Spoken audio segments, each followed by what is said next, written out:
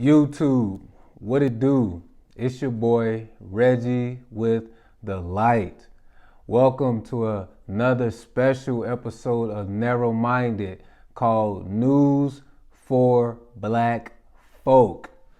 And I got a lot of news for my black folk today, and it's not really good news, but it's been the same type of news we've been dealing with since we came to this wretched country. But anyway, I'm your boy Reggie with the light, where I come to give you inspiration, motivation, encouragement, empowerment, and a whole bunch of light. And so let's get to it. Of course, the first story I want to talk about is the Dante Wright story. Dante Wright was a 20-year-old black man who was killed by the police in Minneapolis. Dante was stopped because of a bad tag. This is the police version, that they stopped Dante because he had a bad tag. Police seen that he had some outstanding warrants from some misdemeanor charges.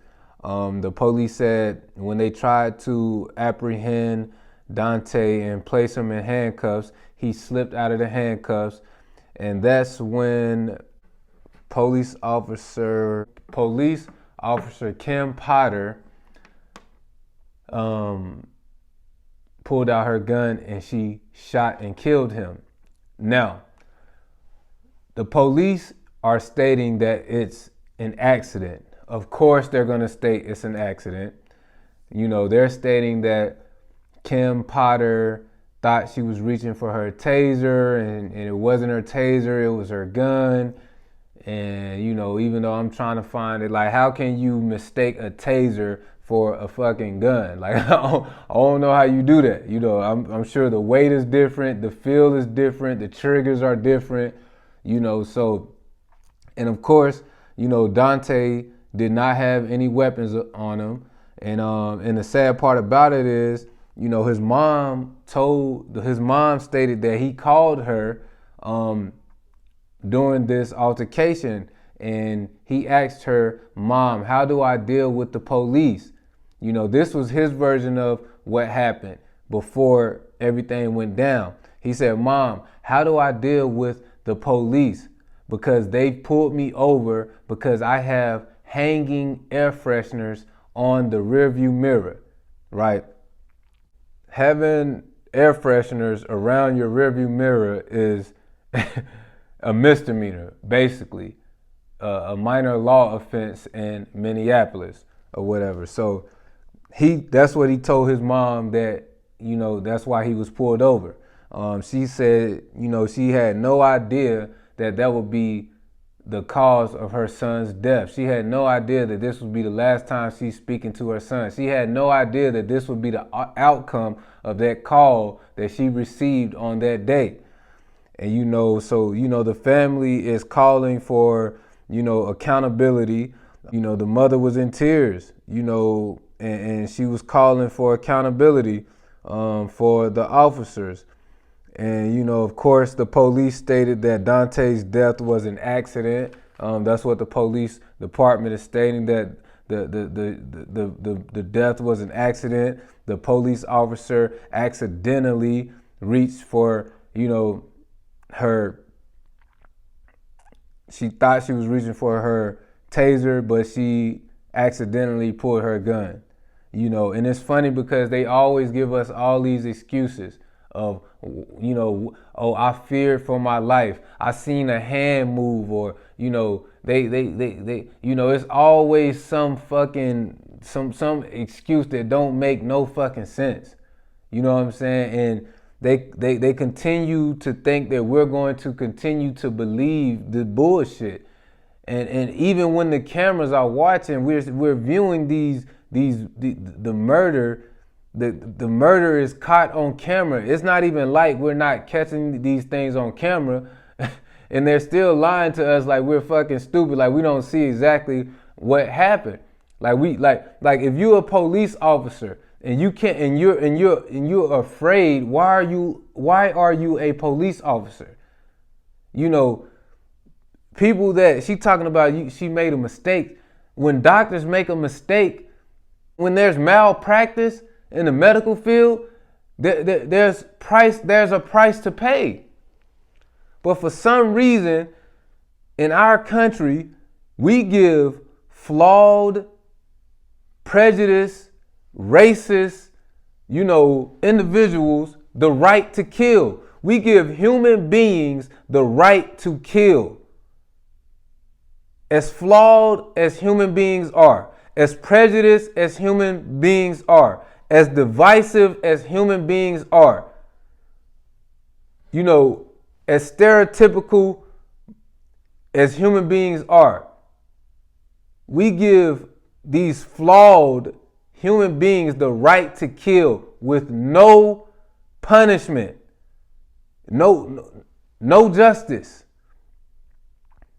When they take and abuse their right. And I told y'all, this is nothing but a ritual. It's getting hot. The summertime is coming. It's already spring. This is the time where black people get their energy. Black people come alive. You act like they don't know this. This is a ritual. It happens every summer. They're going to continue to do this.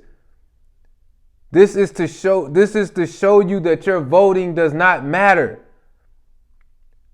Your voting does not matter. Whether you vote Democrat or Republican, they're all working for the same team, my black people.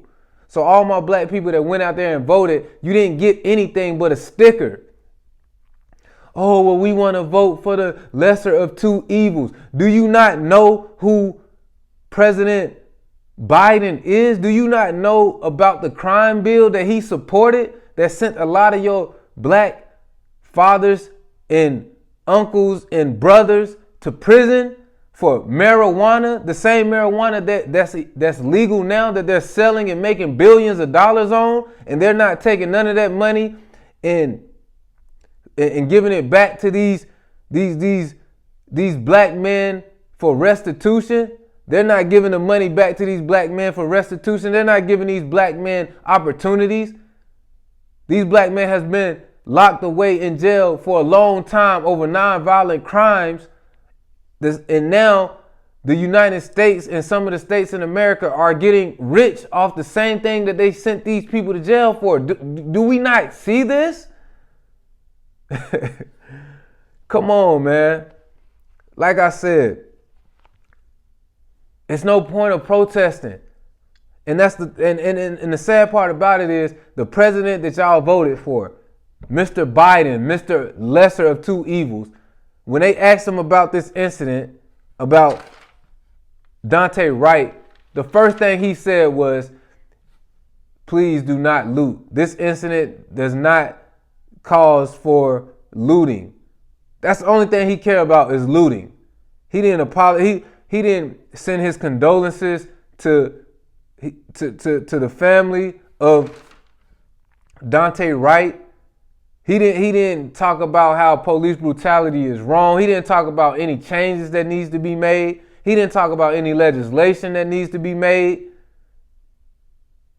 to make sure that these police officers are held accountable. He didn't talk about none of that. He talking about looting. Come on, black people, I told you. Organized aggression. Organized aggression. That's the only way. That's the only way. If we have prosecutors, if we have the prosecutors, if we have the judges, if we can pick the jury, because these people are not going to be, if we can make the laws, if we can write legislation that says if you killed an unarmed, innocent person, human being, unfortunately, it's happening to black men at a higher rate than anybody else. But if you kill an unarmed human being, you have a mandatory jail sentence. I don't care how scary your ass was. If you're scary, Go get a fucking desk job. That's just an excuse to continue this racist. Man, listen. 20-year-old black man killed in Minneapolis. And I don't know what's going on in Minneapolis. That got to be one of the most racist. I couldn't stay there because it seemed like something. Every time I look up, it's an unarmed black man being killed in Minneapolis in the most vicious way. In the most vicious way. Just like they did to Philantro Castile when they killed him in front of his child and his child's mother. Come on, man. Come on. It's 2021. It's 2021. And like I said, organized aggression. That's the only way we're going to beat this. We got to beat them at their own game. We got to infiltrate the system. Just like the FBI and Edgar Hoover, whoever the hell this nigga name is, the head of the FBI, was infiltrating the Black Panthers, was infiltrating Martin Luther King, was infiltrating the Malcolm X, and was infiltrating all of the black movements and got it in the inside and destroyed it from the inside. That's what we have to do to the United States of America as black people. We have to infiltrate their system like Neo in the Matrix. That's what we have to do. Because this shit is getting out of hand. It's only so much more that we can take. It's only so much more that we can take. But anyway, the family is calling for accountability. And it's sad. And it's sad. And I don't know what the hell going on in Minneapolis, Minnesota. But goddamn, I ain't shit. Hey, my people up there. Hey, man, shoot back. I mean, now let me stop. Listen. This is crazy, man. 20-year-old young black man is dead because an officer, a trained officer, supposed to be a professional, supposed to be a protector, said she accidentally grabbed the gun instead of the taser. What the fuck? Ooh, man. I tell you, man. What else, my black people? What else news that we got from my black people? What else news we got from my black folk? Okay, let me show you how they trying to play games in this George Floyd and this Derek Chauvin case. Okay, so the defense, Derek Chauvin, the murderer who killed George Floyd, his lawyers brought to the witness stand a police officer who served 29 years and is a use of force expert. He consults the police department on the use of force and what is appropriate and what is not appropriate. And he's an expert at it. And he's been a police officer for 29 years. He's retired now. But this is the witness that they use, to state that the force that Derek Chauvin used on George Floyd was necessary. The knee on George Floyd's neck was necessary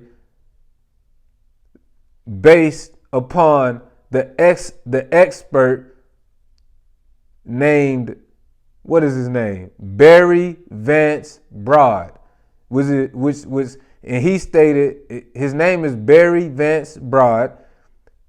He's a use of force expert, police officer of 29 years, stated that he watched 60 hours of police body cam surveillances and bystander videos, and stated Chauvin followed the current policy of the Minneapolis Police Department when it came to apprehending George Floyd and placing the knee on his neck, stating that this was the current policy of the Minneapolis Police Department. So listen, man, this is how they playing. This is how they play, because this is their system. They're the criminals. They created the law. They write the law. They put the people in place to protect the law. And they can break the law because they created the law. So we as black people going out here doing these protests, marching, what is it gonna do for? It's not gonna do anything. It hasn't done anything yet. When are we gonna learn that we must come together? Organized aggression, put together a tactical plan. This protesting it's not gonna do shit unless you continue to protest and just turn this shit into anarchy. That's the only way that they gonna listen.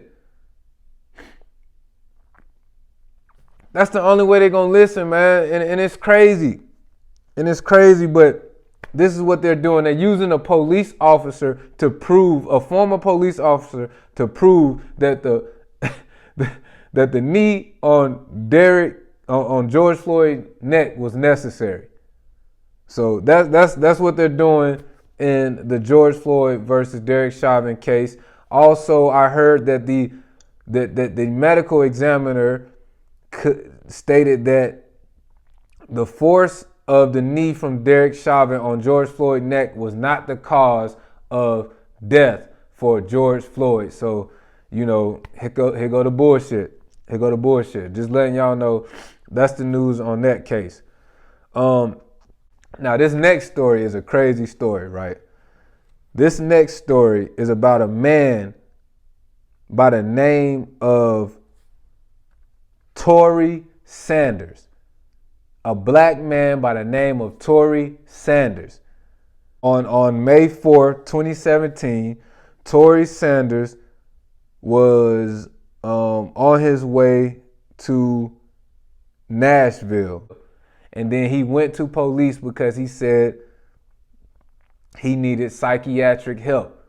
So he was on his way to Nashville, and on his way to Nashville, he went to police because he said he needed psychiatric help. The police took him to the Mississippi County Jail, where a mental health counselor determined that Sanders was suffering from paranoia and recommended he be hospitalized for observation. But Sanders remained in the jail. And hours later, the sheriff at the time, by the name of Corey Hutchinson, led a team of officers into Sanders' cell. They tackled Sanders, pepper sprayed him, shocked him with the stun gun, and beat him.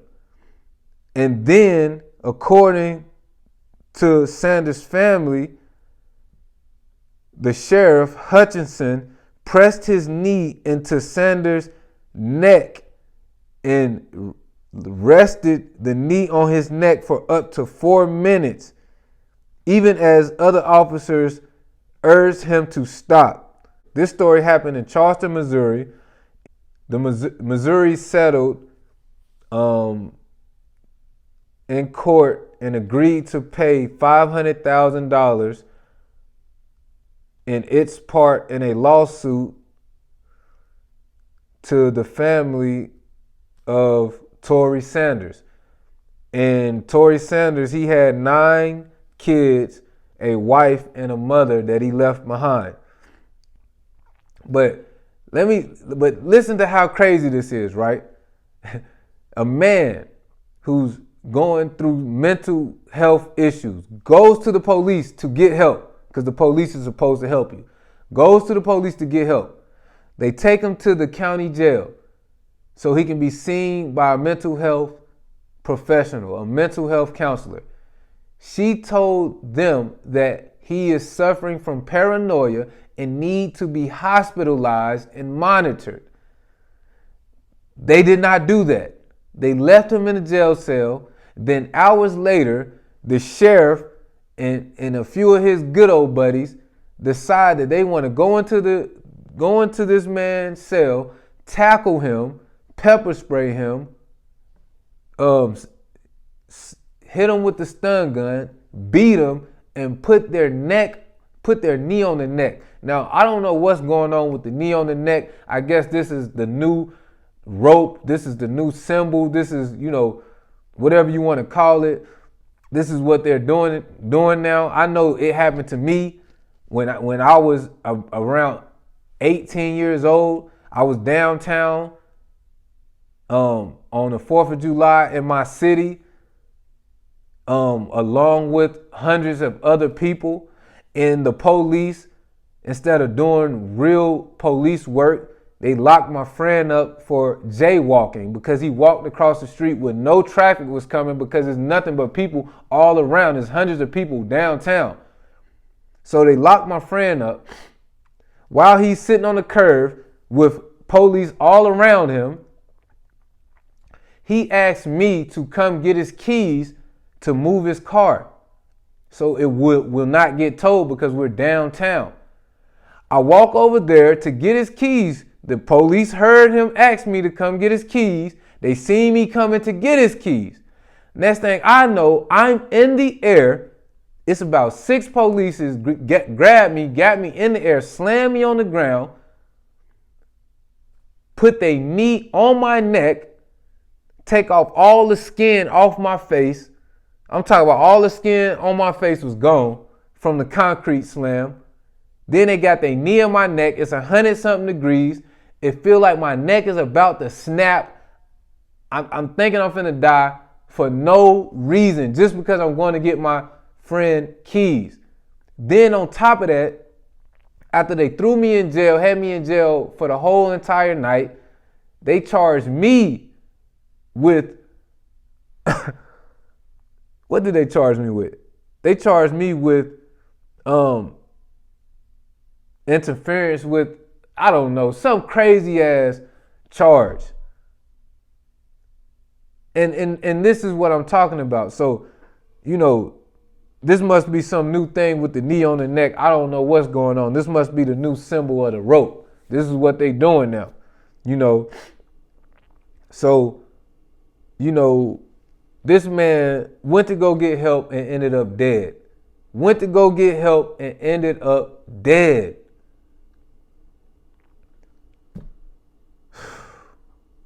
Like I said, my people, they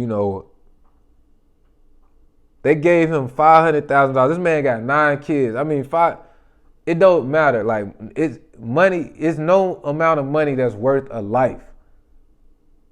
And like I said, this is the ritual that they do every single year. If y'all haven't seen, if y'all not opening your eyes, they do this every single year. And especially when it's a Democratic president. It's way more. When President Obama was in office, the unarmed black men deaths at the hands of white police officer exploded. It been happening, but now it was being caught on camera. President Obama didn't do shit. President what was the last president? I can't even. Trump ain't do shit. Biden ain't gonna do shit. I don't know how many times I gotta tell y'all are voting for a system. This is the systematic racism. That's what I was thinking about. Systematic racism. This whole system is built off racism. This whole system is built off feeding off of black people. Whether it's through cheap labor, through incarceration, through paying court costs, court fines, court fees, probation, like it's all about sucking the black people dry. Living off listen, man. Y'all already know what type of it's sad. It's sad. It's sad. Every year we got to go through this. But anyway, the black man name was Torrey Sanders. This happened in Charleston, Missouri. And the sheriff that killed him name was Corey Hutchinson. Oh yeah, let me tell you about this sheriff, Corey Hutchinson. Now, He killed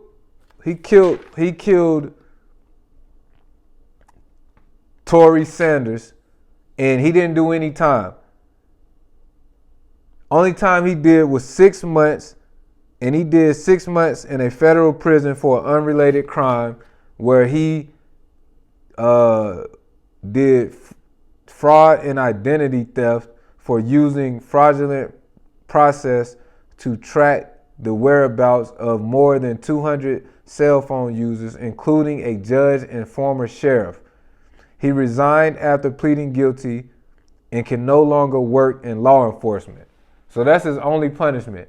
Even after he killed Torrey Sanders, he didn't do no time. He didn't get no punishment for that. And after that, they caught him for illegally tapping people's phones. And one of the people's phones was a judge and a former sheriff. And his only punishment was not being able to work for law enforcement again. Come on, man. This is America, people. The highest office in America is called the White House. Get that through your head. Anyway, man. The last story. Oh, yeah. Also in news for black folks, rest in peace to one of the greatest rappers of all time, DMX. He's definitely one of the rappers that I listen to. DMX was great at taking the pain from his life, the pain from his experience, the things that he went through, and putting it into song where everyone can feel it. You know, he had a unique voice, and his voice, he had a voice of pain and struggle, but you know, it was art. It was art, you know, and you could just look through all of the music and albums that he made, and the names of his albums, you know, Hell is Hot, you know, all of the albums and the names were very dark. He you know, but DMX as a person, to me, I don't know him, but he seemed like a great person. He just seemed like somebody that went through so much hell when he was growing up, when he was a child. And you know, he was also struggling with, you know, drug addiction, and he tells about, he was an open book. He told about the story of his drug addiction and how he got started doing drugs. You know, he was one of his homeboys set him up and, you know, put some cocaine in one of the marijuana joints that they had, and that's how he got addicted to you know, cocaine and things like that. But or I'm not gonna say he is addicted to cocaine. I don't know nothing about that. All I know is the man was a great artist. The man, you know, took the pain from his experiences and he gave it to us to help us get through what we needed to get through. You know, so and not only that, he was very spiritual. He was very close with God. He was a very powerful prayer. You know, he was a good dude, and you know, I just want to send my condolences to his family. And you know, he was one of the greats. He was one of our greats. So, you know, shout out to him, and you know, and his family, and may he rest in power. May he rest in power. May he rest in peace.